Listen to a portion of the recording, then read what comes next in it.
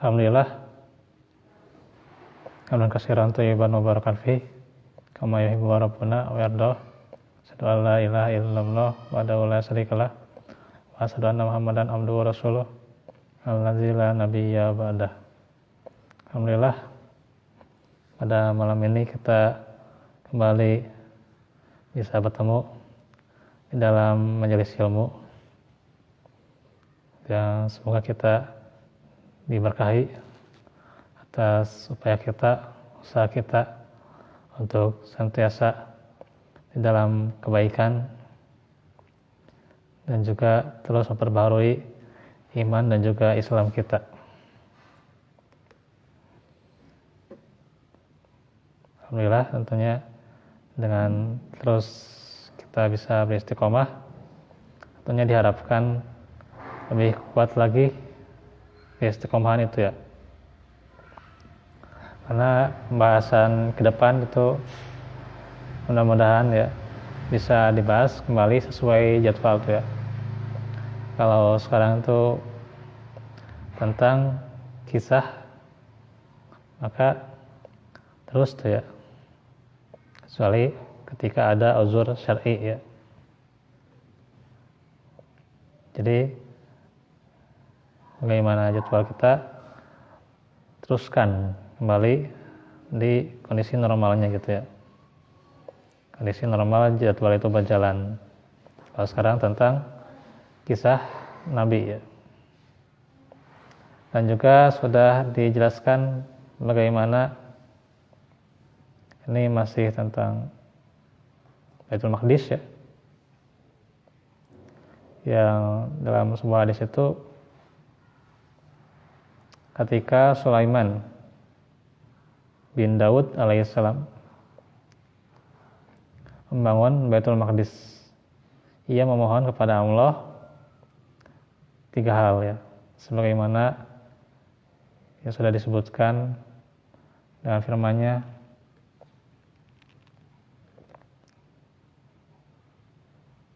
yaitu di surah Shad ya, ayat kelima ya.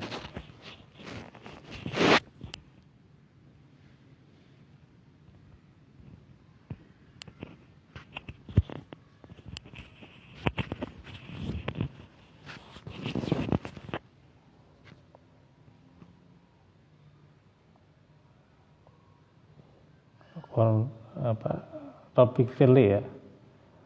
Dia berkata Rabbik firli. Rabbik firli, ya Tuhanku, ya Rabbku. Qala Rabbik firli, ya Rabbku, ampunilah aku.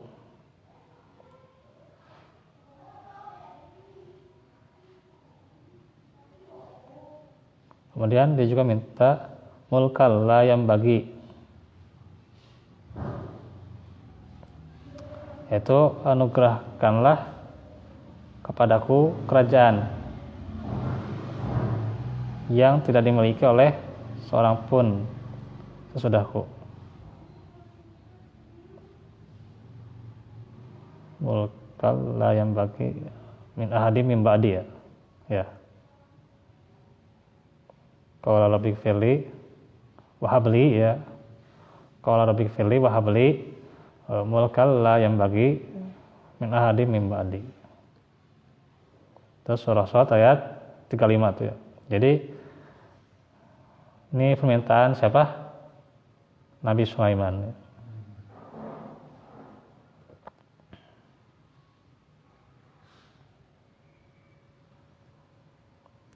Kenapa Nabi Sulaiman meminta kerajaan tuh ya, yang la yang bagi min ahadi min ba'di itu ya, yang tidak dimiliki oleh orang yang setelahnya, karena bagaimana kerajaan beliau itu adalah salah satu kerajaan yang dianugerahi gitu ya. Kerajaan yang dianugerahi kenapa? Karena beliau benar-benar memegang amanah ya, dengan ilmunya, dengan rajanya, kerajaannya maksudnya, dengan para istrinya, termasuk juga apa yang ia kuasainya ya, dari jenis jin dan manusia dan seterusnya, juga termasuk hewan dan seterusnya ya. Maka ini adalah min fadli rabbi gitu ya. Itu adalah anugerah dari Rabbku. Liyabluwani ashkuru am akfur itu ya. Supaya menguji apakah aku termasuk orang yang bersyukur atau orang yang kufur gitu ya. Apakah aku termasuk orang yang bersyukur atau orang yang kufur gitu. Dalam surah An-Naml itu ya. Karena itu seseorang ketika meminta sesuatu, maka lihat dulu kapasitas dirinya ya Pak. Lihat dulu kapasitas dirinya. Kalau dia tidak sesuai dengan kapasitasnya ya buat apa juga gitu ya. Tapi kalau misalnya dia minta sesuatu, walaupun itu adalah sebuah kekuasaan, tapi itu adalah kapasitas dirinya, ya itu silahkan saja ya. Ya bisa jadi amanah di hal itu gitu ya. Karena memang dia punya kapasitasnya gitu. Ya sebagaimana Sulaiman juga kan minta kerajaan karena dia punya kapasitasnya gitu.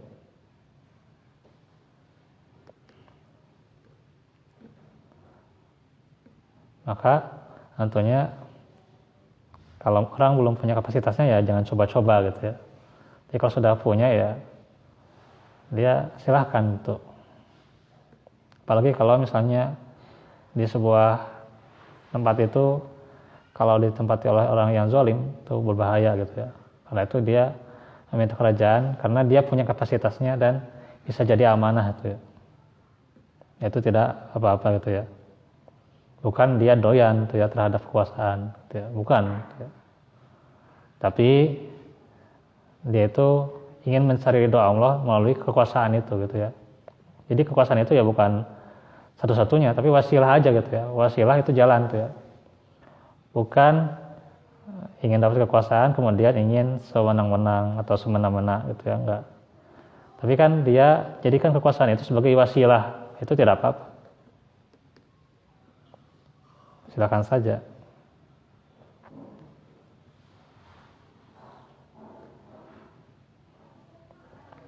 Maka seseorang mencari apa yang berfaedah pada dirinya melalui apa yang dia bisa amalkan tuh ya.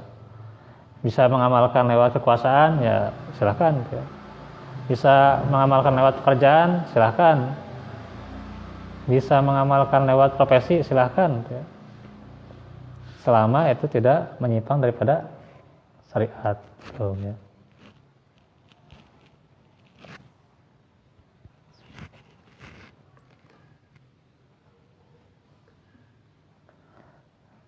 Ini nanti ada pembahasannya ya, Ibnu Katsir tentang kisah Sulaiman.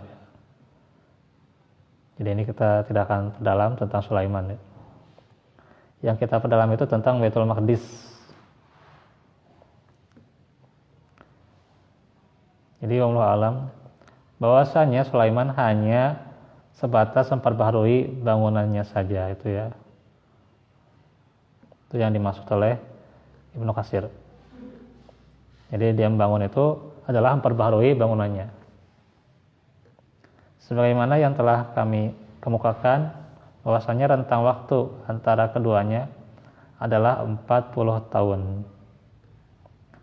Tidak ada seorang pun yang mengatakan bahwa jarak antara Sulaiman dan Ibrahim 40 tahun selain Ibnu Hibban. Jadi ini riwayatnya dari Ibnu Hibban ya. Disebutkan rentang dari Ibrahim ke Sulaiman itu adalah 40 tahun. Tapi pendapat ini memang tidak disepakati ya. Dan belum ada sebelumnya juga pendapatnya, Allah alam ya.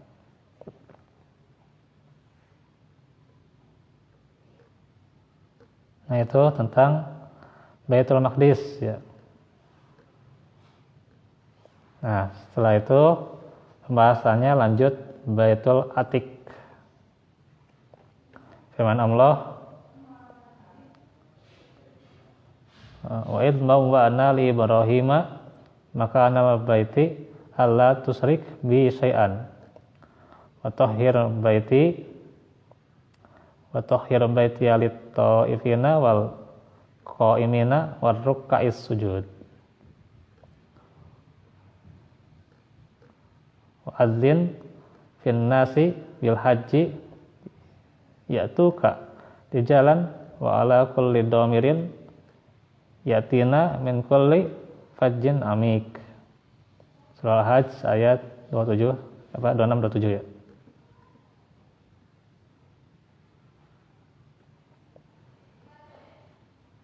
Tapi ini tidak termasuk ayat sajdah ya. Tidak termasuk ayat sajdah ya. Walaupun belakangnya itu warruk kais sujud. Jadi nggak mesti ayat sajdah atau ayat yang disunahkan sujud tilawah itu belakangnya ruku dan sujud itu enggak mesti ayatnya itu belakangnya ruku dan sujud enggak tuh, tapi ada riwayatnya itu ya, ada hikmahnya sendiri itu ya kenapa harus sujud ya. Ya kalau kita mengkaji itu dari segi hikmah, dari segi balaghah mungkin bisa kesampaian ya, tapi belum waktunya. Nah, ini jelas ya, ayat ini ya bukan ayat sajdah ya. Jadi jangan sampai terjebak tuh ya, belakangnya ruku sujud tuh ya, tapi bukan ayat sajdah sebenarnya itu ya. Jangan sampai sujud tuh ya. Nah kalau ya ayyuhalladzina amanu ruk'u wasjudu wa'budu rabbakum waf'alul khaira la'allakum tuflihun. Ya itu ya. La'allakum tuflihun tuh ya. Nah, itu baru termasuk ayat sajdah. Jadi beda karakteristiknya itulah antara ayat sajdah atau bukan ayat sajdah itu ya. Itu silahkan mungkin ada yang tahu ilmunya itu ya. Wallahu a'lam. Maknanya surah Al-Hajj ayat 26 sampai 27. Dan ingatlah ketika kami memberikan tempat kepada Ibrahim di tempat Baitullah dengan mengatakan, janganlah kamu mempersekutukan sesuatu pun dengan aku, dan sucikanlah rumahku ini bagi orang-orang yang tawaf dan orang-orang yang beribadah dan orang-orang yang ruku dan sujud. Dan berserulah kepada manusia untuk mengerjakan haji. Niscaya mereka akan datang kepadamu dengan berjalan kaki dan mengendarai unta yang kurus yang datang dari segenap penjuru yang jauh. Ya, ini mengandung faedah yang sangat luar biasa nih ya. Apalagi di zaman pandemi ini kita harus benar-benar menjaga kesucian gitu ya. Kesucian masjid itu ya. Penting sekali itu ya menjaga kesucian masjid, dibersihkan itu ya.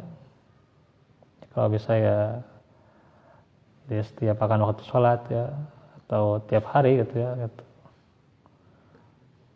Kenapa itu penting ya? Ya ini memang nilai-nilai kebersihan gitu ya yang sangat diutamakan tuh. Karena ya itu kembali kepada kedisiplinan kita tuh ya. Agar terhindar dari penyakit itu ya kembali kita disiplin menjaga kebersihan tuh ya. Ada seseorang yang mengotori masjid ya harus ditegur tuh ya. Gitu, harus dinasehati gitu. Ya itu bukan memarahi gitu ya, bukan. Tapi dengan nasihat yang sewajarnya, gitu kan. Kalau tadi kan itu sewajarnya itu kan, cara menasehatinya masih sewajarnya gitu. Kalau orang itu memarahi itu kan ada karakternya gitu ya. Misalnya membentak itu kayak gimana, nada bicaranya kayak gimana itu kan. Itu kalau orang yang memarahi itu ya.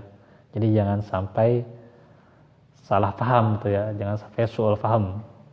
Misalnya ada orang yang menasihati, ini si fulan atau si fulanah sedang mengotori masjid ya, misalnya ciduh atau bagaimana gitu ya. Ada yang menasihati ya jangan dipahami itu memarahi gitu ya, jangan tuh salah gitu ya. Kita lihat misalnya kalau orang itu marah mungkin nada bicaranya berbeda gitu ya. Itu. Tapi kalau misalnya dia nada bicaranya biasa-biasa gitu ya, masih batas kewajaran ya itu nggak masalah seseorang menasihati dengan cara seperti itu gitu ya. jangan sampai salah anggapan gitu ya gitu. Karena kadang gitu ya di kita itu seseorang menegur sedikit aja disangka marah, seseorang menasihati sedikit disangka marah, itu ya aneh itu kan. Jadi jangan sampai seseorang itu salah anggapan itu ya. Apalagi kalau dalam masalah hadis itu kan su'ul faham itu kan bahaya itu ya. Seseorang su'ul faham itu ya bisa jatuhnya pada adalah itu ya, keadilan. Jadi dia ditolak hadisnya itu ya, tidak jujur gitu kan. Gitu. Nah itu hati-hati. Makanya kalau pada seseorang itu, kita itu kalau misalnya lihat ada orang yang menegur kita gitu ya, jangan disangka orang itu marah gitu ya, jangan gitu ya. Gitu. Ya mungkin kadang emang kita kurang enak nih ya gitu. Saya juga kadang merasakan orang gitu ya, ada beberapa orang walaupun ya kadang itu ya gimana, mungkin orang itu karena dia belum terlalu paham tuh ya gitu, di tuh ya itu padahal tugas sudah diberikan tuh ya, cuman dirame-ramein tuh ya di para guru itu ya. Jadi sebenarnya itu kurang menghargai orang sebenarnya itu ya. Walaupun ya saya sendiri ya nggak usah menghargai orang itu, nggak usah, saya nggak menuntut tuh ya. Cuman kalau orang itu ya gitu, ketika misalnya seseorang kan sudah memenuhi tugas kewajibannya, itu kan sudah kasih ke anak tugas tuh ya. Ya masalah dia ketika anak itu tugasnya disampaikan kan sudah gitu kan. Cuman ketika bertanyanya kemudian karena saya ada perlu ketika itu tidak dijawab gitu ya. Ya jangan sampai dirame-ramein tuh ya, dibilangin ke ini, dibilangin ke itu gitu ya. Jadi kan itu kurang menjaga gitu ya. Kurang menghargai orang itu sebenarnya kalau ini ya gitu. Ini sebenarnya sebagai teguran aja nih ya. Contoh ini ya, contoh gitu. Jadi kalau kita mau menghargai gitu, ya kita jangan sebarkan aib gitu kan gitu. Tapi kalaupun misalnya orang itu sudah disiplin, cuman karena ada perlu nggak dijawab teleponnya, ya itu kan ada perlu gitu kan masalahnya juga itu ya. Kecuali kalau sengaja nggak dijawab, nah itu mungkin yang menjadi masalah gitu. Nah, ini makanya kita kadang nih hal-hal yang kecil ya, hal-hal yang sepele itu ya dibesar-besarkan tuh ya. Itu yang menjadi hal yang salah paham, jadi nggak baik lah gitu. Nah itu harus hati-hati itu ya gitu.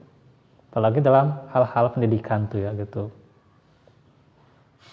Tuh, makanya kalau seseorang itu bisa sebatasnya memaklumi gitu ya, sebatasnya mencari uzur gitu ya, mungkin sini lagi perlu, sini lagi capek dan seterusnya itu kan, sini lagi sakit. Nah itu kan bisa itu kayak gitu, harusnya kan memahami uzur seseorang gitu ya. Jangan ketika telepon nggak dijawab langsung itu gara-gara gimana gitu kan. Nah itu ya harus pandai orang itu mencari uzur, itu kata Nabi itu ya. Kata Nabi itu kita itu harus pandai mencari uzur gitu ya. Gitu. Beribu-ribu uzur. Kalaupun misalnya kita tidak tahu uzur dia, mungkin ada uzur yang tidak kita ketahui gitu. Gitu aja kan, simpel ya. Cari uzur gitu. Gitu ya. Nah ini juga mungkin ini jadi emang ngacu ke yang lain deh. Karena emang ya harus inilah gitu. Apalagi kan masalah pendidikan tuh ya. Penting itulah gitu ya. Gitu ya, seseorang itu emang nggak butuh penghargaan sebenarnya, tapi ya orang itu kan harus batas-batas norma itu harus dihargai juga kan, karena orang itu punya harga diri gitu ya. Maka sebenarnya di sini bagaimana nilai-nilai yang bisa kita ambil dalam surah Al-Hajj 26-27 itu ya. Ketika seseorang itu beribadah itu ya, jangan sampai mengotori tempat ibadah itu ya. Itu. Ini diperintahkan juga gitu kan terhadap orang yang tawaf, orang yang beribadah, dan orang-orang yang ruku dan sujud. Karena artinya harus perhatikan tuh ya, dari segi pakaian, dari segi batin ya, itu juga apalagi itu ya. Kemudian juga dari segi tempat itu kan jangan sampai kotor. Kalau bisa ya bersihkan tuh ya setiap hari gitu ya, kalau bisa tuh ya. Tapi ya saya lihat uzur di sini ya agak berat juga ya. Minimal kita kalau melihat kotor bersihkan, nggak usah tunggu orang gitu ya. Gitu. Jadi nggak usah tunggu orang, nanti adakan ya sebulan sekali bersih-bersih, itu bagus gitu ya. Tapi seterinya juga kalau ada yang kotor nggak mau ngebersihin tuh. Jadi sebenarnya nggak usah tunggu orang mau ngebersihin masjid itu ya. Inisiatif aja bersihin aja gitu kan, sapu-sapu atau gimana gitu ya. Nggak usah tunggu orang gitu. Kalau tunggu orang ya gimana mau beramal tuh ya gitu. Saya menunggu kumaha jadina gitu ya gitu. Nah itu. Nah ini harus kita perhatikan, jiwa-jiwa kebersihan itu harus kita tanamkan tuh ya gitu. Termasuk menegur seseorang ketika mengotori masjid tuh ya, secara sengaja maupun tidak sengaja itu ya. Dia tegur dengan cara yang baik gitu ya, dengan batas-batas kewajaran seseorang itu bisa menegur gitu. Nah itu. Jadi bentuk kesadaran diri kita terhadap kebersihan tuh ya. Kemudian juga menyeru kepada manusia untuk mengerjakan haji, yaitu maksudnya agar beramal soleh tuh ya secara umum tuh ya. Karena ini memang pembahasannya tentang haji ya. Saya mereka akan datang kepadamu ini ketika usahanya itu ya, usaha untuk ke masjid itu ya dengan berjalan kaki misalnya kan, atau mengendarai unta, itu punya keutamaan tersendiri itu ya. Itulah bagaimana kita harus tingkatkan upaya kita berlelah-lelah atau bersusah payah ke masjid, itu sangat besar sekali pahalanya. Nah ini harus kita teruskan gitu ya, bagaimana bahkan ketika hujan sekalipun tuh, wah itu luar biasa tuh ya. Dia bisa menantang cuaca gitu ya, tapi untuk pergi ke masjid itu luar biasa pahalanya gitu ya. Karena itu ini harus dikuatkan gitu ya, kesadaran seperti itu ya. Ya mungkin tuh karena ini masih panjang ya pembahasannya tentang Baitul Atiq, kita ambil saja dahulu tentang faedah ayatnya ya. Belum nanti surah Ali Imran ayat 96 sampai 97 tuh ya. Kemudian juga yang lainnya itu. Kalau minkum, insyaallah besok kita teruskan lagi ya secara jadwal tuh ya tentang tafsir itu. Rabbana atina fid dunya hasanah wa fil akhirati hasanah wa qina azabannar. Alhamdulillahirabbil alamin. Subhanakallahumma wa bihamdik, asyhadu an la ilaha illa anta, astaghfiruka wa atubu ilaik. Assalamualaikum warahmatullahi wabarakatuh. 31